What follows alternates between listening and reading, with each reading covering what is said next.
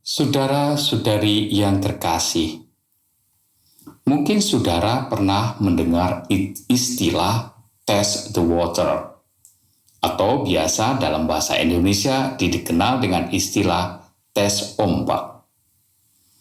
Istilah ini diartikan sebagai suatu tindakan atau sosialisasi informasi yang dilakukan untuk menguji respon orang banyak sebelum mengambil tindakan yang sesungguhnya. Saat seseorang akan mandi di suatu kolam renang misalnya, maka tindakan yang dilakukan sebelum berenang adalah menguji apakah air kolam itu cukup dingin atau tidak dengan memasukkan tangan ke dalam permukaan air kolam.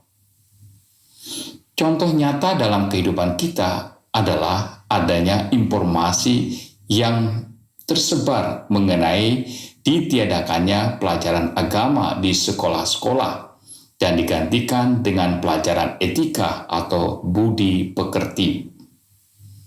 Saat informasi ini tersebar, banyak ormas-ormas keagamaan mengajukan protes dan dengan bahasa halus mengancam akan mengadakan demo kebijakan ini jika tetap dilaksanakan. Pejabat publik lalu menerangkan maksud informasi tersebut dengan tujuan orang tahu tujuan penghilangan pelajaran tersebut. Akan tetapi, protes dari ormas-ormas keagamaan semakin keras. Dengan melihat reaksi tersebut, bisa dikatakan bahwa kebijakan menghilangkan mata pelajaran agama di sekolah, sebaik apapun tujuannya, belum bisa dilaksanakan. Test the water adalah suatu tindakan menguji respon orang lain. Test the water bisa juga dilakukan dengan bertanya kepada seseorang untuk menjatuhkan orang tersebut dan sekaligus melihat reaksi orang banyak terhadap orang tersebut. Inilah yang dilakukan oleh seorang Farisi yang bertanya kepada Yesus sebelum orang Farisi mengadakan gerakan untuk menjatuhkan Yesus dengan tindakan lainnya. Orang banyak dan beberapa orang Farisi tentu diam-diam mengakui kehebatan Yesus dalam mengajar dan menerangkan isi kitab suci. Situasi ini tentu tidak menguntungkan bagi orang-orang Farisi. Pamor mereka di depan orang lain bisa runtuh. Oleh karena itu mereka mengajukan pertanyaan sulit kepada Yesus dengan tujuan meruntuhkan kewibawaan Yesus, khususnya berkenaan dengan wawasan Yesus tentang kitab suci dan aturan-aturan nyata kitab suci dalam kehidupan nyata. Mereka bertanya kepada Yesus, "Guru, hukum manakah yang terbesar dalam hukum Taurat?"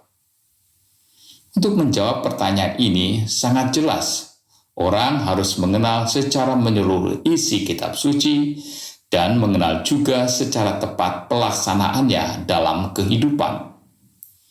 Jika salah menjawab, maka wibawa Yesus sebagai seorang pengajar kitab suci dan tradisinya akan runtuh. Jika itu terjadi, maka orang Farisi akan dengan mudah melihat reaksi orang banyak terhadap Yesus dan dengan mudah pula menggerakkan orang banyak untuk menolak Yesus. Kita semua tahu akhir dari kisah ini. Yesus menjawab dengan tepat. Bahkan orang-orang Farisi mengagumi jawaban Yesus. Yesus mengenal betul seluk-beluk kitab suci. Test the water orang Farisi gagal karena Yesus menguasai betul apa yang diajarkannya. Bagaimana dengan kita? Test the water terkadang juga terjadi dalam kehidupan kita tanpa direncanakan. Bahkan saat kita berada bersama orang lain yang berbeda paham dengan kita. Mencontoh teladan Yesus yang lulus dari test the water karena menguasai apa yang diajarkan, baik juga bagi kita jika kita terus-menerus menambah kemampuan dan pengetahuan hidup beriman kita. Tuhan memberkati.